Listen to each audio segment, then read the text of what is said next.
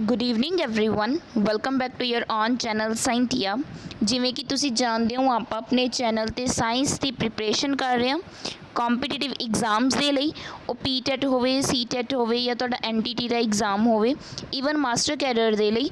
ਅਗਰ ਤੁਸੀਂ ਚੈਨਲ ਤੇ ਨਿਊ ਹੋ ਤਾਂ ਚੈਨਲ ਨੂੰ ਸਬਸਕ੍ਰਾਈਬ ਕਰਨਾ ਨਾ ਭੁੱਲਿਓ ਸੋ ਦੈਟ ਤੁਹਾਨੂੰ ਬੈਲ ਆਈਕਨ ਪ੍ਰੈਸ ਕਰ ਲਿਓ ਸੋ ਦੈਟ ਤੁਹਾਨੂੰ ਸਾਰੀਆਂ ਅਪਡੇਟਸ ਟਾਈਮ ਟੂ ਟਾਈਮ ਮਿਲਦੀਆਂ ਰਹਿਣ।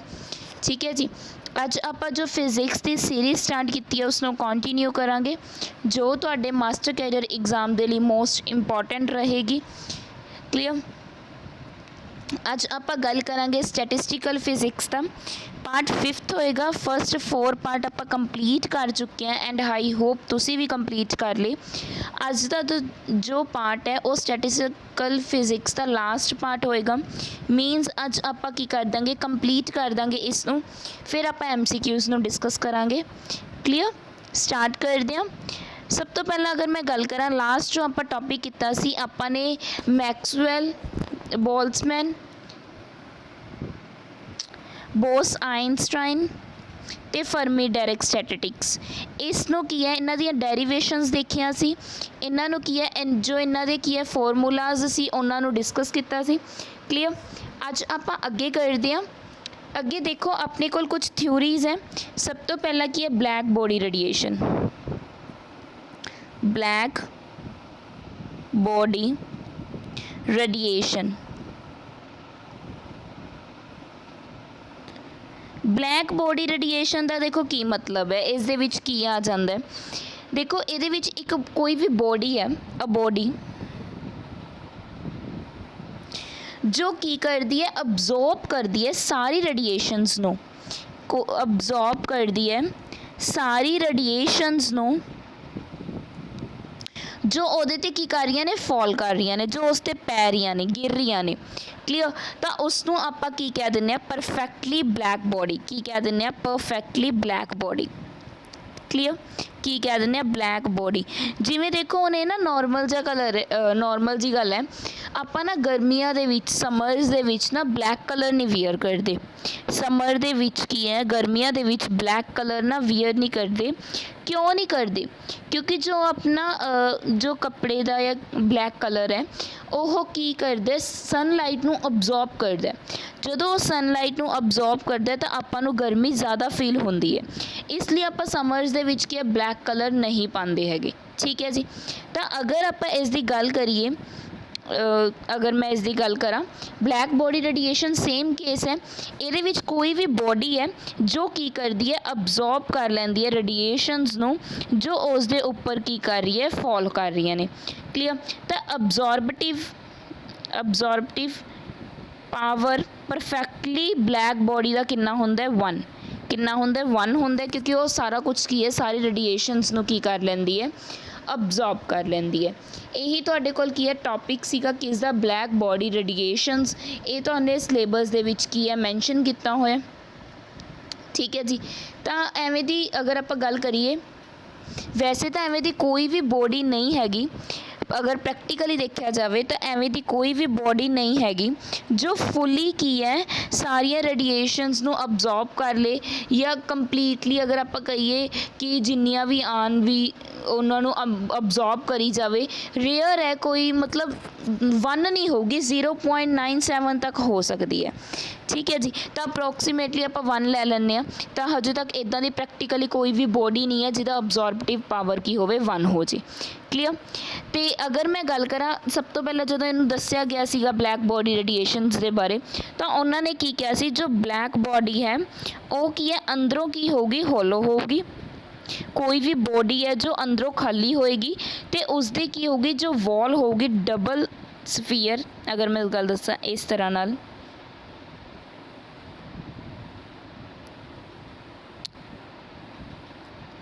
ਜੋ ਆਹ ਚੀਜ਼ ਹੋਏਗੀ ਇਹ ਕੀ ਹੋਗੀ, ਬਲੈਕ। ਅੰਦਰੋਂ ਕੀ ਹੋਗੀ, ਜੋ ਬੋਡੀ ਹੋਏਗੀ ਉਹ ਕੀ ਹੋਊਗੀ, ਖਾਲੀ ਹੋਊਗੀ। ਠੀਕ ਹੈ ਜੀ। ਤਾਂ ਇਸ ਦੇ ਵਿੱਚ ਕੀ ਹੈ, ਇਸ ਨੂੰ ਇਸ ਤਰ੍ਹਾਂ ਨਾਲ ਡਿਜ਼ਾਈਨ ਕੀਤਾ ਗਿਆ ਸੀ ਕਿ ਹੋਲੋ ਹੋਗੀ ਬਟ ਡਬਲ ਵਾਲਡ ਹੋਗੀ, ਮੈਟੈਲਿਕ ਸਫੀਅਰ ਹੋਏਗਾ। ਮੈਟੈਲਿਕ ਸਫੀਅਰ ਹੋਏਗਾ। क्लीयर। तो यदा एक साइड की रखांगे आपां ओपन रखांगे, इसकी एक साइड की रखी आपां ने ओपन रखी है, जिस दे विचों की जाणगे रेडिएशनस जाणगे, इस दे अंदरों की आपां रेडिएशनस नूं भेजांगे। जदों आपां रेडिएशनस नूं भेजदे हां तां आपां की देखदे हां, की देखांगे, जिहड़ी एयर है वो भी की है, अगर आपां गल करिए इवैपोरेट हो जूगी, मतलब वो भी की है अवॉइड करूगी हीट नू लूज़ करना। जे एयर भी जा रही है वो हीट नू लूज़ करना अवॉइड करूगी, हीट लूज़ नहीं करूगी। ठीक है जी। तो यह की है अपने कोल की करके रखती है, मेनटेन करके रखती है टैंपरेचर नू, किसदा जो इस बॉडी का है, जो ये अंदर की है टैंपरेचर है उसनों की है मेनटेन करके रखता है, जो ये ब्लैक की है कलर है, क्योंकि अब्जॉर्ब करके रखता है। ठीक है जी, क्लीयर होया। तो इसका मेन आपां नूं की पता लग्या है कि ये एनर्जी जिन्नियां भी रेडिएशनस आंदियां ने उन्हां नूं की कर लैंदा है, अब्जॉर्ब कर लैंदा है। एक मैटैलिक सफीयर हुंदा है जो अंदरों खाली हुंदा है। ठीक है जी, एक साइड ओपन हुंदी है जित्थों की जांदियां ने रेडिएशनस जांदियां ने। क्लीयर, आई होप तुहानूं टॉपिक क्लीयर हो चुके हैं। ठीक है जी। नैक्सट आपां गल करांगे फोटोन गैस दी। जो मैं क्वेश्चनस कराऊंगी ना फिर तुहानूं क्लीयर हो जाऊगा कि किस तरह नाल किस टॉपिक चो क्वेश्चन बनता है। देखो फोटोन गैस का की मतलब है, सब तो पहले अगर मैं गल करिए इहदे विच की हुंदी है, मूवमेंट हुंदी है फोटोन्स दी। की हुंदी है मूवमेंट, हिलजुल हुंदी है किस दी, फोटोन्स दी। कदों इन कोई भी रैंडम गैस दे विच जदों फोटोन की करते हैं मूव करते हैं, इन रैंडम गैस कोई भी गैस दे विच की है फोटोन्स की करते हैं अपने कोल मूव करते हैं। क्लीयर, जदों की है कोई गैस मॉलिक्यूल्स है, ठीक है जी, विद गैस मॉलिक्यूल्स ये की करते हैं रैंडमली मूव करते हैं।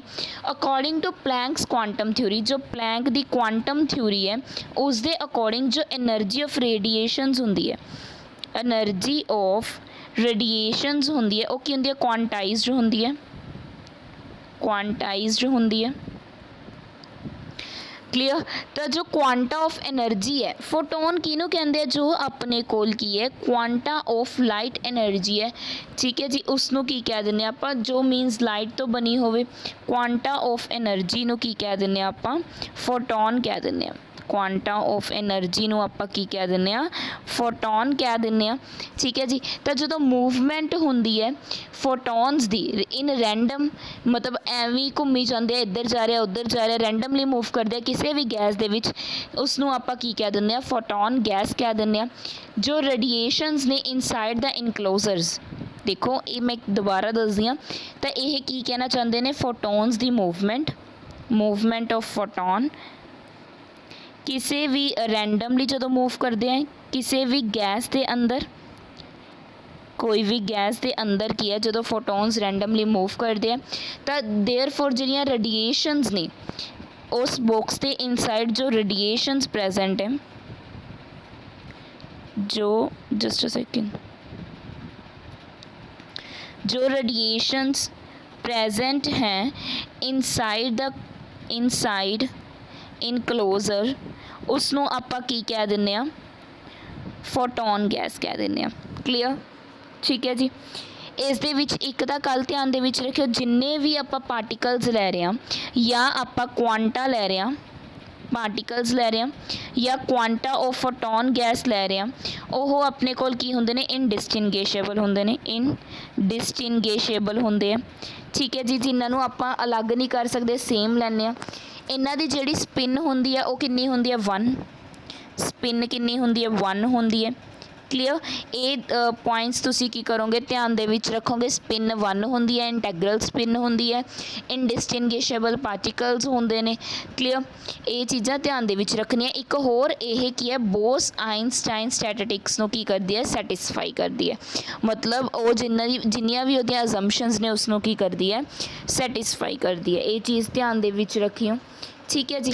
नैक्सट आपां करदे हां जो तुहानूं की है सिलेबस दे विच दित्ता होया, प्लैंक्स लॉ।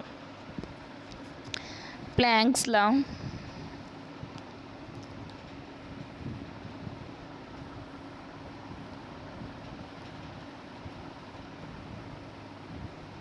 देखो प्लैंक्स लॉ का की मतलब है, सब तो पहला अगर आप गल करिए आइनस्टाइन ने थ्योरी दी सी। ठीक है जी, आइनस्टाइन ने प्रपोज की सी एक न्यू थ्योरी, जिन्हों आप की कह दें प्लैंक्स लॉ, मतलब किस दे द्वारा दी गई सी, आइनस्टाइन द्वारा।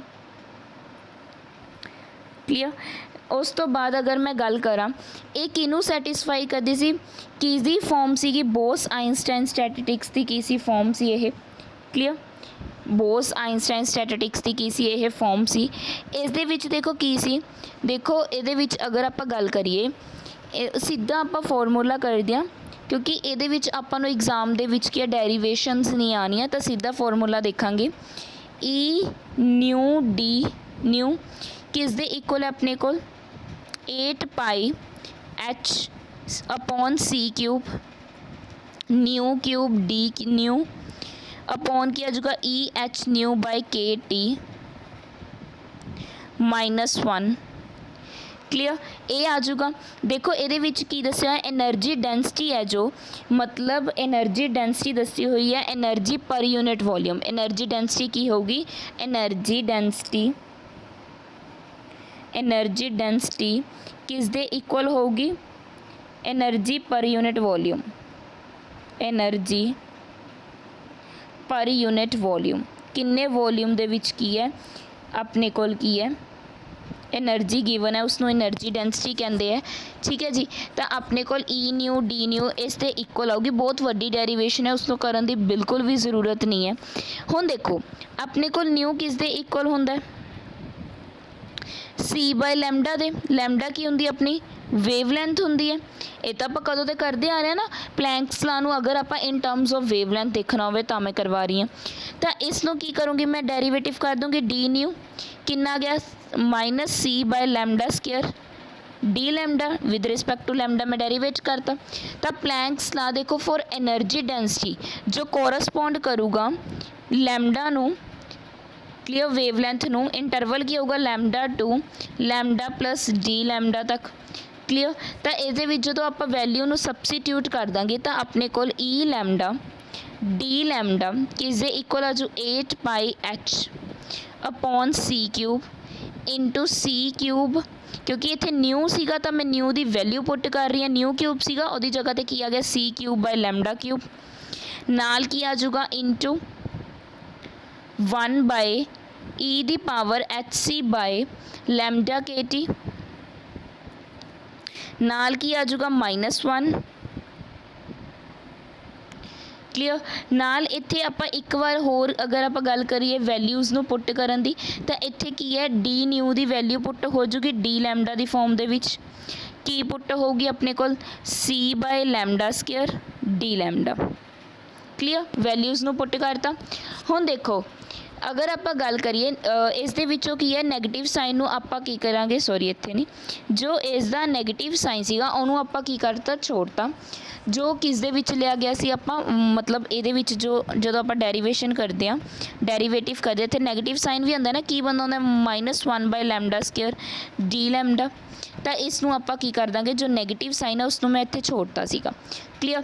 तो अपने कोल ई लैमडा डी लैमडा दी वैल्यू क्या है e lambda d lambda in the form of wavelength अपने कोल की वैल्यू आई 8 pi h c upon lambda दी पावर 5 इंटू 1 अपॉन ई दी power h c by lambda k T -1 d lambda, clear. आ गई ये तो यदा मतलब क्या जो Planck's law in the form of wavelength ये अपने कोल की आऊगी फॉर्मूला आ जाएगा, ठीक है जी, एनर्जी डेंसिटी का, क्लियर। आई होप क्लीयर हो चुका तुहानू, ठीक है जी। तो यह चीज़ की करनी है तुसी ध्यान दे विच रखोगे। नैक्सट आप करांगे वीन्स डिसप्लेसमेंट ला। नैक्सट है अपने कोल वीन्स डिसप्लेसमेंट ला। अज ला ही करने हैं A and A last part है तुहाडा स्टैटिस्टिकल फिजिक्स का वीन्स ला। देखो ये की होंदा है वीन्स डिसप्लेसमेंट ला है, वैसे इत्थे लिख लियो। तो वीन्स ला ने की कीता सी एक अपलाइड कीता सी एक कंसैप्ट किस ते ब्लैक बॉडी रेडिएशन ते, ब्लैक बॉडी रेडिएशन ते, ठीक है जी। ब्लैक बॉडी रेडिएशन ते उन्होंने किया एक कंसैप्ट्स लगाया सी इन कॉन्सटेंट टैंपरेचर, जो अपने कोल की होगा टेंपरेचर की होगा कॉन्सटेंट होएगा, टैंपरेचर की होगा कॉन्सटेंट होगा। किसे विच सीगा ये किसी भी इनकलोजर दे विच लै रहे सी तो उन्होंने की देखा जो अपने कोल की हुंदी है लैमडा हुंदा है मतलब वेवलेंथ हुंदी है रेडिएशन दी वो कोरसपोंड करदा है maximum emissive power maximum emissive power of black body is inversely proportional to absolute temperature. ਕੀ ਕਹਿਣਾ ਚਾਹੁੰਦੇ ਆ, ਜੋ ਆਪਣੇ ਕੋਲ ਵੇਵ ਲੈਂਥ ਹੈ, ਜੋ ਵੇਵ ਲੈਂਥ ਹੈ ਕਿਸ ਦੀ, ਆਪਣੇ ਕੋਲ ਜੋ ਵੀ ਆਪਣੇ ਰੇਡੀਏਸ਼ਨਸ ਨੇ ਉਹ ਕੋਰਸਪੋਂਡ ਕਿਹਨੂੰ ਕਰ ਰਹੀਆਂ ਨੇ, ਮੈਕਸਿਮਮ ਅਮੀਸਿਵ ਪਾਵਰ ਕਿਸ ਦੀ, black body the. Wave length of black body ਲਿਖ ਦਿੰਦੀ ਹਾਂ ਮੈਂ, ਜੋ ਇਨਵਰਸਲੀ ਪ੍ਰਪੋਰਸ਼ਨਲ ਹੋਏਗੀ ਕਿਸ ਦੇ, ਟੈਂਪਰੇਚਰ ਦੇ। ਇੱਥੇ ਟੀ ਕੀ ਆਪਣੇ ਕੋਲ, ਟੈਂਪਰੇਚਰ। ਕਲੀਅਰ। ਤਾਂ ਇੱਥੋਂ ਅਗਰ ਹੁਣ ਆਪਾਂ ਨੇ ਡਾਇਰੈਕਟਲੀ ਪ੍ਰਪੋਰਸ਼ਨਲ ਦਾ ਸਾਈਨ ਹਟਾਉਣਾ ਤਾਂ ਆਪਾਂ ਕੀ ਲਗਾਉਂਦੇ ਹਾਂ, constant. Lambda T is equal to ਕਿਸ ਦੇ ਆ ਜਾਊਗਾ, ਕੌਨਸਟੈਂਟ ਦੇ ਇਕੁਅਲ ਆ ਜਾਊ, ਕਿਉਂਕਿ ਇਹ ਡਿਵਾਈਡ 'ਚ ਉੱਧਰ ਜਾ ਕੇ ਕੀ ਹੋ ਜਾਊਗਾ, ਮਲਟੀਪਲਾਈ ਹੋ ਜਾਊਗਾ। ਕਲੀਅਰ। ਇਸ ਨੂੰ ਆਪਾਂ ਕੀ ਕਹਿ ਦਿੰਦੇ ਹਾਂ, ਵੀਨਸ ਡਿਸਪਲੇਸਮੈਂਟ ਲਾ। ਠੀਕ ਹੈ ਜੀ। ਹੁਣ ਇਹਦੇ ਵਿੱਚ ਦੇਖੋ, ਜਿਵੇਂ ਹੀ ਮੈਂ ਟੈਂਪਰੇਚਰ ਨੂੰ ਰਾਈਜ਼ ਕਰਦੀ ਹਾਂ, ਜਿਵੇਂ ਹੀ ਮੈਂ ਟੈਂਪਰੇਚਰ ਨੂੰ ਕੀ ਕਰਦੀ ਹਾਂ, ਰਾਈਜ਼ ਕਰਦੀ ਹਾਂ, ਤਾਂ ਆਪਣੇ ਕੋਲ ਜੋ ਲੈਮਡਾ ਐਮ ਜੋ ਡਿਸਪਲੇਸ ਕਰ ਜੂਗਾ ਕਿਹਦੇ ਟੁਵਾਰਡ, ਸ਼ਾਰਟਰ ਵੇਵ ਲੈਂਥ। ਇਹਦੀ ਜੋ ਵੇਵ ਲੈਂਥ ਕੀ ਹੋਊਗੀ, ਸ਼ਾਰਟਰ ਹੋ ਜੂਗੀ। ਅਗਰ ਮੈਂ ਟੈਂਪਰੇਚਰ ਨੂੰ ਇਨਕਰੀਜ਼ ਕਰ ਦਿੰਦੀ ਹਾਂ ਤਾਂ ਲੈਮਡਾ ਕੀ ਹੋ ਜੂ, ਸ਼ਾਰਟਰ, ਕਿਉਂਕਿ ਇਨਵਰਸਲੀ ਪ੍ਰਪੋਰਸ਼ਨਲ ਹੈ। ਜੇ ਟੈਂਪਰੇਚਰ ਵਧੂਗਾ ਤਾਂ ਲੈਮਡਾ ਕੀ ਹੋਊ, ਸ਼ਾਰਟ। ਅਗਰ ਲੈਮਡਾ ਵਧ ਰਿਹਾ ਤਾਂ ਟੈਂਪਰੇਚਰ ਕੀ ਹੋਊਗਾ, ਹਾਈ। ਮਤਲਬ ਟੈਂਪਰੇਚਰ ਹਾਈ ਹੋਣ ਨਾਲ ਲੈਮਡਾ ਸ਼ਾਰਟ, ਇੱਕ ਦੂਜੇ ਦੇ ਇਨਵਰਸਲੀ ਪ੍ਰਪੋਰਸ਼ਨਲ ਹੈ। ਕਲੀਅਰ ਹੋਇਆ। ਠੀਕ ਹੈ ਜੀ। ਤਾਂ ਇਹਦੀ ਵੀ ਡੈਰੀਵੇਸ਼ਨ ਹੈ ਜੋ ਆਪਾਂ ਨੂੰ ਕਰਨ ਦੀ ਜ਼ਿਆਦਾ ਜ਼ਰੂਰਤ ਹੈ ਨਹੀਂ, ਤਾਂ ਕੋਈ ਜ਼ਰੂਰਤ ਨਹੀਂ ਹੈ ਇਸ ਨੂੰ ਕਰਨ ਦੀ। ਠੀਕ ਹੈ ਜੀ। ਅਤੇ ਇੱਕ ਗੱਲ ਮੈਂ ਹੋਰ ਦੱਸਦਾ, ਜੋ ਆਪਾਂ ਨੇ ਕੌਨਸਟੈਂਟ ਲਿਆ ਨਾ, ਕੀ ਲਿਆ ਆਪਾਂ ਨੇ, lambda m T is equal to constant. ਇੱਥੇ ਮੰਨ ਲਓ ਕੌਨਸਟੈਂਟ ਆਪਣੇ ਕੋਲ ਕੀ ਹੈ, ਕੋਈ ਵੀ ਲੈ ਲਓ, ਬੀ ਲਾ ਲਓ, ਏ ਲਾ ਲਓ। ਠੀਕ ਹੈ। ਇੱਥੇ ਜੋ ਕੌਨਸਟੈਂਟ ਹੈ ਇਸ ਦੀ ਵੈਲਿਊ ਕਿੰਨੀ ਹੁੰਦੀ ਹੈ ਆਪਣੇ ਕੋਲ, 2.90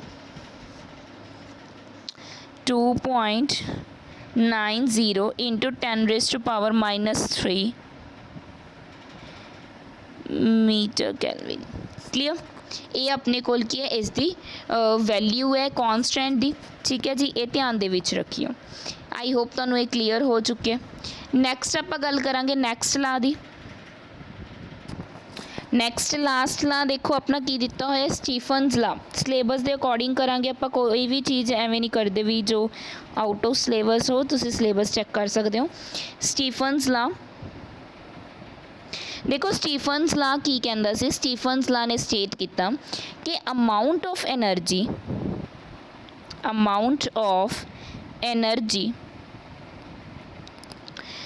of the radiations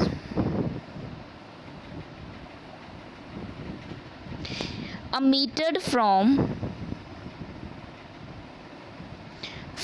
a perfectly black body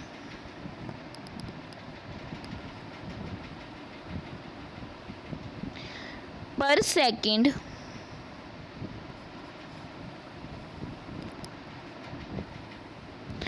per unit area